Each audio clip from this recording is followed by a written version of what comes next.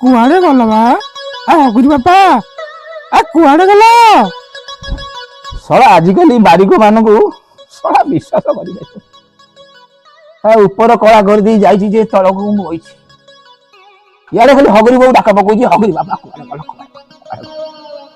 କଣ କରିବ? କାହିଁ ସେମିତି ହଉଛ? ହଗରି ଜାଣିପାରୁନୁ ମୁଁ ନିଶ କୁଣ୍ଡଉଛି, କାହିଁ ସେମିତି ହଉଛୁ? ସେ ପିଲା ବେଳେ ଝିଅଟା କଣ ଟିକେ ହଗି ଦେଇଥିଲା, ସେଇ ଦିନଠୁ ହଗରି ବାପ ଗାଁଟା ସାରା ଲୋକ ହଗରି ବାପ ଡାକୁଛନ୍ତି।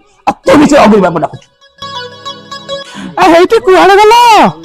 ସେ ଦାଣ୍ଡରେ କଣ ଗୋଟେ ଆଇଲା ଡାକ ମାରୁଛି ବା।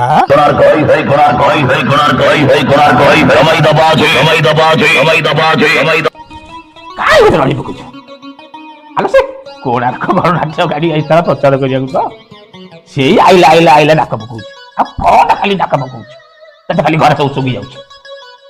କୋଣାର୍କ ଗଣନାଟ୍ୟ କୋଉଠି ହବ ବା? ଆଲୋ ଯୋଉ ଅଳସଣା ଯାତ୍ରା ପଡିଆ ବା, ହେଲା ଆମର ଯୋଉ ଅଳସଣା ଯାତ୍ରା ପଡିଆ, ଆଲୋ ସେଇଠିକି ପରା ଆଇଲି। ଆଲୋ ଜୁନ ମାସ, ଆଲୋ ଏଇ ଯୋଉ ଜୁନ ମାସ ଆମର ଆଉଥିଲା, ଆଲୋ 11, 12, 13, ଆଲୋ 3 ଦିନ ହବ। ତୁ ବୋଧେ ମୋ ଭାଗ୍ୟରେ ନାଉ 280 ଦିନ ରେକର୍ଡ କଲଣି ଲୋ ହଗୁରି ବୋଉ। ଆମେ ସିନା ସେଦିନ ଖଣ୍ଡଗିରିରେ ଦେଖି ପାଇଲେନି, ଫେରିକି ଆଇଲେ। ଯୋଉଠି କରୁଛି ବୋବାଲ କରୁଛି ଲୋ ବୋବାଲ।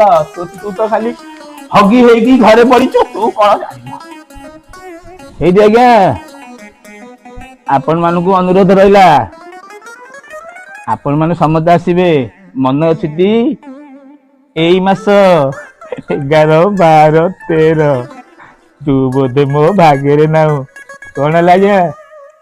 ଆପଣ ମାନେ ଆସିବେ, ମଜା କରିବା, ଢେର ସାରା ମଜା କରିବା, ସମସ୍ତେ ମିଶି ଦେଖିବା। ରହିଲି ଆଜ୍ଞା, ଜୟ ଜଗନ୍ନାଥ। ଆଜ୍ଞା ରହିଲି।